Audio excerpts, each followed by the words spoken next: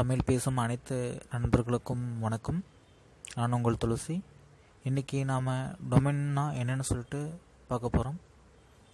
டொமைன்னா என்னென்னா, நாம் ஒரு கம்பெனி இப்போ ரன் பண்ணுறோன்னா, அதாவது இப்போ தமிழ் கம்ப்யூட்டர்ஸ்னு சொல்லிட்டு நான் ஒரு கம்பெனி ரன் பண்ணுறேன்னா, இந்த கம்பெனிக்கு நான் ஒரு வெப்சைட்டுக்கு ஒரு வெப்சைட் நம்ம க்ரியேட் பண்ணுவோம்.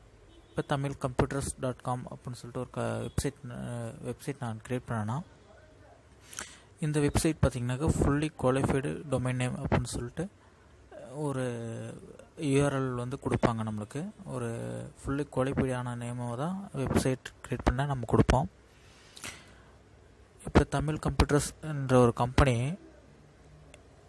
உள்ள ஒரு 500 கம்ப்யூட்டர் நம்ம ரன் பண்ணுறோன்னா, அந்த 500 கம்ப்யூட்டரும் டொமைனில் ஆட் பண்ணணும். இந்த தமிழ் கம்ப்யூட்டர்ஸ் அப்படின்ற ஒரு கம்பெனி தான் நம்ம டொமைன்னு சொல்கிறோம். நம்ம வெப்சைட் வாங்கணும் இல்லையா, தமிழ் கம்ப்யூட்டர்ஸ்.com அப்படின்னு சொல்லிட்டு ஒரு வெப்சைட் நேம் வாங்கணும் இல்லையா, இதை தான் நம்ம டொமைன்னு சொல்கிறோம். இந்த தமிழ் கம்ப்யூட்டர்ஸ்.com என்ற ஒரு டொமைனில் நம்ம கம்பெனியில் இருக்கிற ஒரு 500 கம்ப்யூட்டரையும் நாம் ஆட் பண்ணுறதுக்கு பேர் தான் நம்ம டொமைனில் ஆட் பண்ணுறோம் அப்படின்னு சொல்லிட்டு சொல்லுவோம்.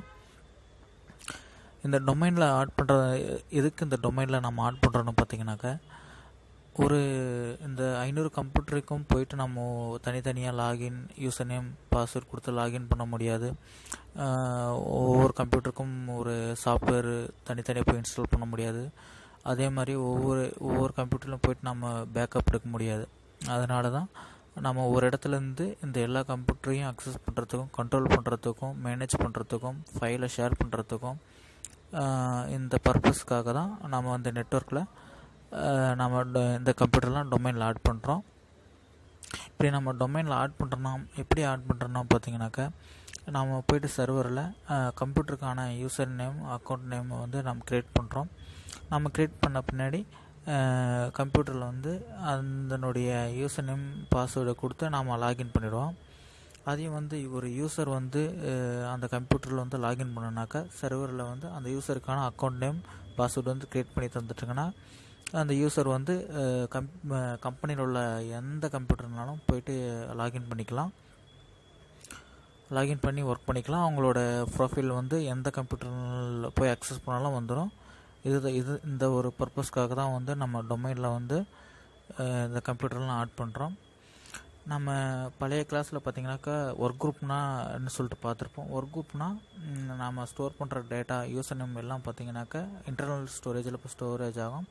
இதுக்கு வந்து நம்ம சாம் ஸ்டோரேஜ்னு சொல்லிட்டு சொன்னேன். ஆனால் வந்து நம்ம டொமைனில் இங்கே வந்து சர்வரில் ஆட் பண்ண பின்னாடி பார்த்திங்கனாக்கா இந்த சாம் ஸ்டோரேஜ் வந்து ஒர்க் ஆகாது. நம்ம ஸ்டோர் பண்ணுற டேட்டாஸு யூசர் நேம் பாஸ்வேர்டு எல்லாம் போய் சர்வரில் தான் ஸ்டோர் ஆகும். இது மாதிரி ஸ்டோர் ஆகிறதுனால நம்ம இந்த ஒரு கம்பெனியில் ஒரு 500 கம்ப்யூட்டர்னால் எந்த கம்ப்யூட்டரில் போய்ட்டு நம்ம லாகின் பண்ணாலும் லாகின் பண்ண முடியும். இதுக்காக தான் நம்ம வந்து ஒரு சர்வர் வந்து நம்ம யூஸ் பண்ணுறோம்.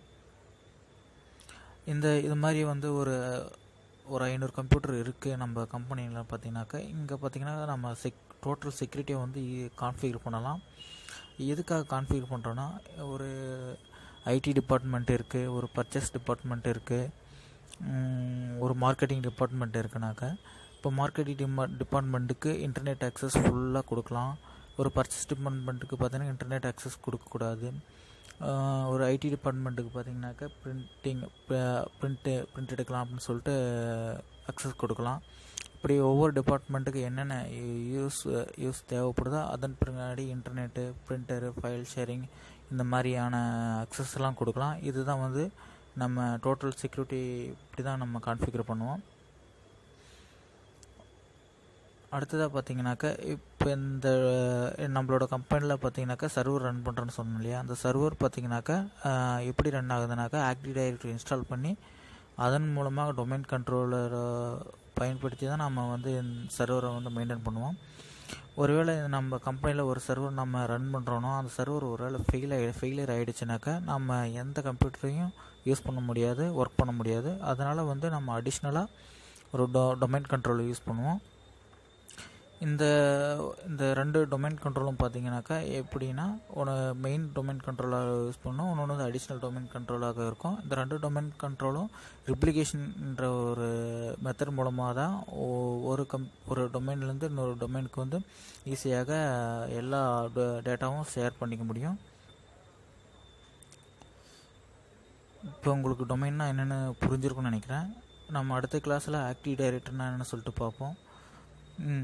அடுத்ததாக ஒரு பாயிண்ட் சொல்ல மறந்துட்டேன். டொமைனில் பார்த்தீங்கன்னாக்கா ஒரு ஆக்டிவ் டைரக்டரியில் நம்ம ஸ்டோர் பண்ணுற டேட்டாஸ், லாகின் பண்ணுற யூசர் நேம், பாஸ்வேர்டு எல்லாம் பார்த்தீங்கன்னா எங்கே ஸ்டோர் ஆகிருக்குனாக்கா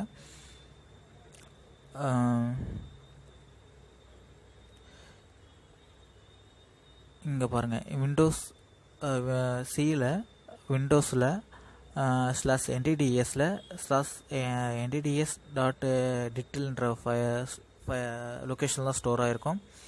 நம்ம NTDSனால் என்னென்னா நியூ டெக்னாலஜி டைரக்டரி சர்வீஸ். இந்த டிட்னா டேட்டா இன்ஃபர்மேஷன் ட்ரீன்னு சொல்லலாம். அதே மாதிரி ஒரு ஷேர்டு ஃபோல்டர் நம்ம க்ரியேட் பண்ணுறோன்னாக்கா கம்ப்யூட்டரில் போய்ட்டு விண்டோஸ் ஆர் கீயை ப்ரெஸ் பண்ணனாக்கா ரன் கமாண்ட் ஓப்பன் ஆகும். அந்த ரன் கமாண்டில் போய்ட்டு // போட்டு நம்ம எந்த கம்ப்யூட்டரை வந்து ஃபைலை வந்து ஷேர் பண்ண போகிறோம் அப்படின்ட்டு வேணுமோ அதனுடைய ஐபியை நம்ம போட்டோன்னா அதுலேருந்து நம்ம வந்து ஃபைல்ஸை வந்து அக்சஸ் பண்ணிக்கலாம். அதே மாதிரி ஷேர்டு ஃபோல்டரும் இதன் மூலமாக க்ரியேட் பண்ணிக்கலாம். இப்படி தான் வந்து நம்ம வந்து டொமைன் மூலமாக பயன்படுத்தி ஒரு பிரிண்டரை, இன்டர்நெட்டை, ஷேர்டு ஃபோல்டர் க்ரியேட் பண்ணி நம்ம யூஸ் பண்ணிக்கலாம். இதுக்கு வந்து அட்மின் வந்து இருப்பார். இவர் தான் வந்து இந்த சர்வரை வந்து கண்ட்ரோல் பண்ணுவார். அடுத்ததாக வந்து நம்ம அடுத்த கிளாஸில் ஆக்டிவ் டைரக்டர்னு என்ன சொல்லிட்டு பார்ப்போம். ஆக்டிவ் டைரக்டரை பற்றி ஃபுல் வியூ வந்து உங்களுக்கு கொடுக்க போகிறேன். இந்த கிளாஸ் உங்களுக்கு பிடிச்சிருந்தா லைக் பண்ணுங்கள். மறக்காமல் இந்த கீழே ரெட் கலர் பட்டன் இருக்கும், அந்த பட்டனை கிளிக் பண்ணி சப்ஸ்கிரைப் பண்ணுங்கள். தேங்க்யூ.